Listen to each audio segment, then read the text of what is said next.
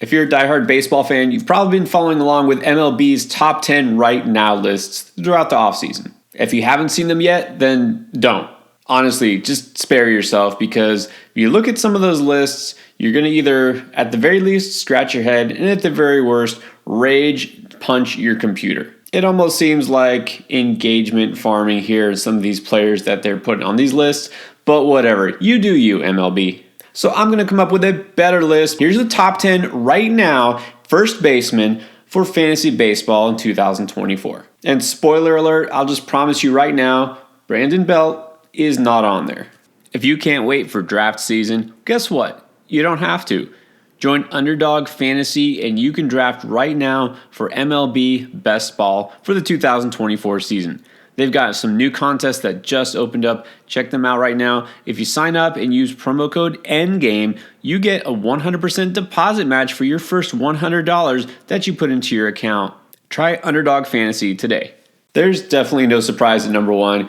It's Freddie Freeman. He's not just the best first baseman in real life and in fantasy. He's also a first-round pick, and that really is regardless of format. It doesn't matter, and thankfully he's been drafted that way. He's a top 10 pick in most drafts. He should be. He's going to help you in all 5 categories, and he's somehow getting better with age. Last year, up to a .331 batting average. That's the second best of his career. And of course, the Dodgers got a little bit better this offseason with some of their additions. Just try to imagine Mookie Betts, who's the first, second baseman, and then Freddie Freeman and Shohei Ohtani. Yeah, that's the top of the lineup. The other thing that's really impressive is that Freeman, despite really not being a speed burner, he wound up with 23 stolen bases last year, and that's the best of his career, so he's somehow getting better. I know the new rules helped, but still, he is not slowing down. In fact, he's better for fantasy every year. So I know you want one of those guys who might steal you 40, 50 bases, but look, if you're considering Freeman even in the top 5, I got no problem with that. All right, now let's move on to number 2. If you watch my busts video, you might be slightly surprised to see that I have Matt Olson number 2. Now, if you didn't watch it and you have no idea what's going on right now, let me just clarify.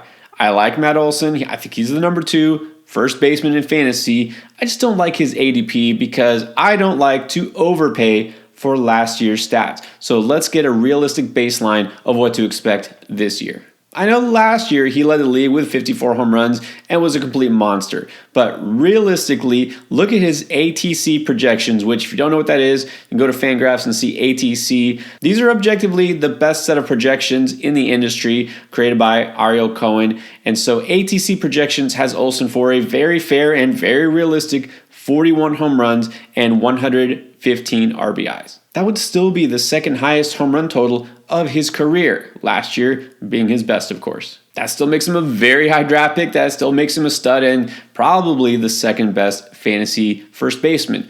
But I don't think that you need to draft him in the top 15, or right now his ADP is around 16 overall. You can actually get very similar production, almost identical, from another player a little bit later that I'll get to. But number 3, another superstar, Bryce Harper, now that he is a first baseman, is right up here. Consider the fact he didn't debut till May 2nd last year, of course, missed time rehabbing from surgery.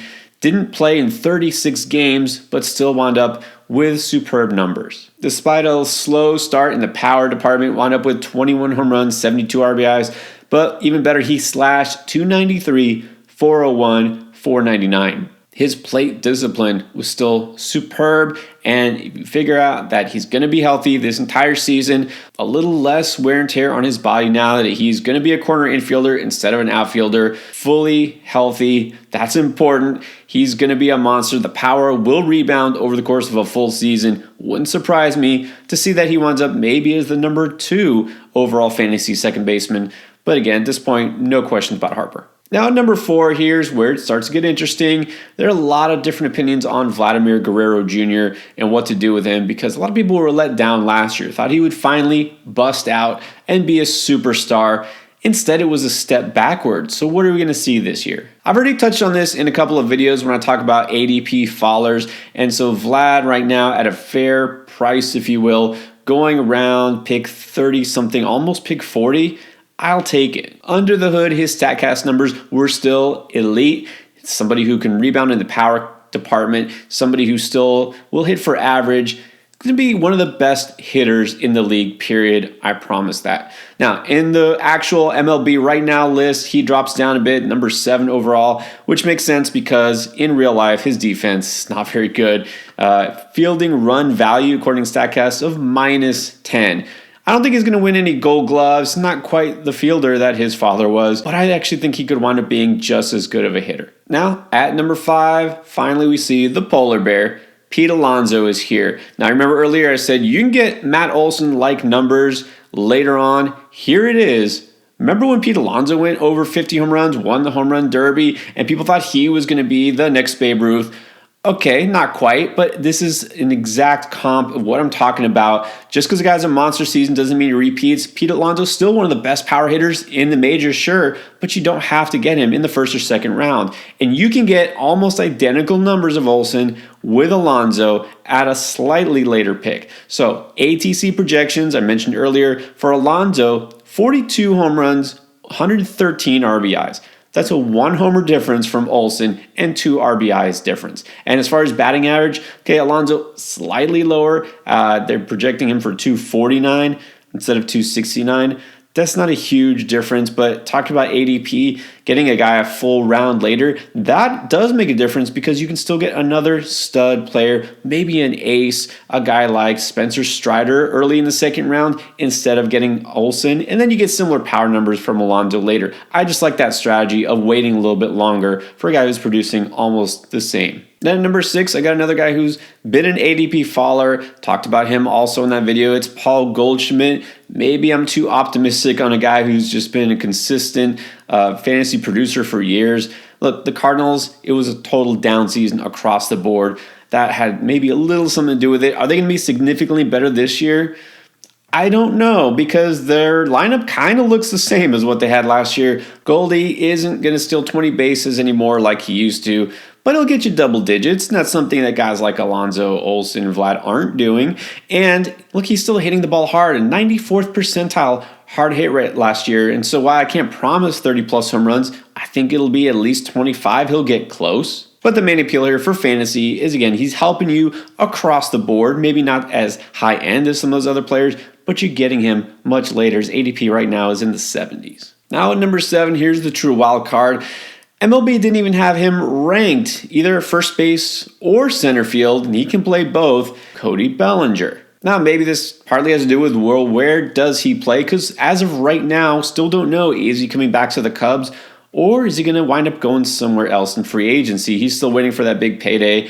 Scott Boras will probably get it somehow. There's talk right now that he goes back to LA, but not for the Dodgers, but the Angels. But the question with Bellinger for fantasy isn't really where does he play, because I don't think that makes a big difference. Whether it's the Cubs, Angels, somewhere else, it's not like he's going to wind up with the Pirates or anything. The real question is, what version of Bellinger are we getting? Are we getting last year's version where he had his bounce back season? Or are we getting the one that, well, was hitting barely 200, striking out a ton more? A lot of questions, but look, we know this. He's a guy who can help you in every category. The average was just okay. It'll be average, but he's going to steal more bases than pretty much all of these other guys on this list. There comes a point, you take a chance on the talent.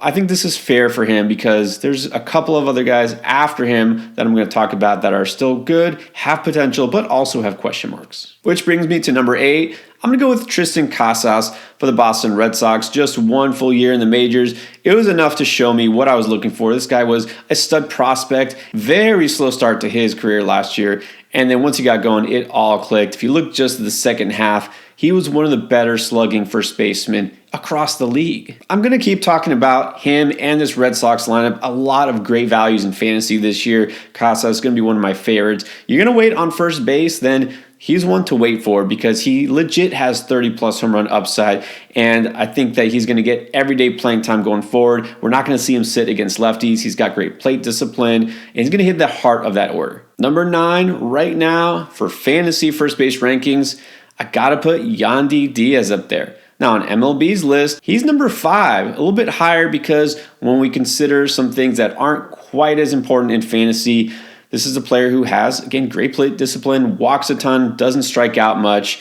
It's not because of his fielding, I guarantee you that, because he's just an average, if even that, defender. but he's somebody who has great on-base skills. Now, if you happen to play in a points league or maybe a roto league or a head-to-head league or something where it does count walks or strikeouts, yeah, Yandy does get a bump up. He's more valuable. But in your traditional 5x5 roto leagues, he still does make the cut here, even though he's not an elite power hitter.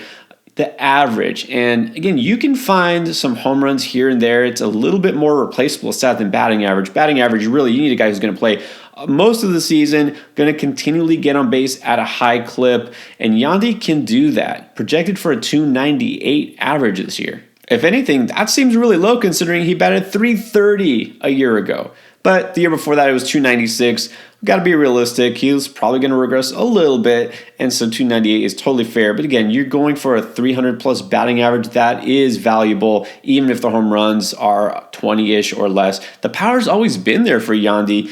Just hits it on the ground a little bit too much, but still. Although he's not as exciting of a player as some of these others, I will still take that boost in batting average and the consistency he gives you. Now, number 10, we have some candidates, and I will say it's hard to fit all the players you want to talk about in. There are a couple of players I really like that could be fine as fallback options if I'm waiting on first base. Josh Naylor, who really had a strong season last year, also can help you in average, kind of like another version of Yandy, slightly younger. Vinny Pasquantino, who his injuries cut that season short, still could be very productive and get you 20 home runs, a high average. But I don't see the ceiling for those players like I do with Spencer Torkelson. Now, I was down on Torkelson all throughout the first half last year because he just wasn't hitting the ball well at all, striking out a ton. The average was dragging you down if you had him, and the power wasn't making up for it. Finally clicked for the top hitting prospect in Detroit. He ended the year with 31 home runs and 94 RBIs, and that's despite playing in Detroit. So I was a little surprised. I know projections tend to be conservative, but the fact that he's projected for 30 home runs and 84 RBIs, I mean, if anything, he should take another step forward. This lineup should be better. Some exciting young players. Again, a team I'm talking about a lot. Riley Green, one of my favorite picks this year to break out. Kerry Carpenter, I think, still being undervalued. Parker Meadows, an exciting name, could be leadoff hitter for Detroit. And Torkelson will be behind all of those guys hitting cleanup. He'll almost definitely go over 30 bombs this year. And why not go over 100 RBIs? The average, again, okay. But if we're looking at somebody who is maybe comparable to Pete Alonso, and you can get him far, far later in drafts, I'm okay with it, but at the very least, I will take a chance here, take a shot on a guy who could have that breakout season. So there it is, the top 10 first basemen right now for fantasy baseball. Those are my early rankings, always subject to change, but as of right now, I feel pretty good about it. You want to catch all the latest rankings for other positions, well, check that out right here. I'm going to go through every position, talk about all the players you need to know for fantasy, so check out my latest playlist.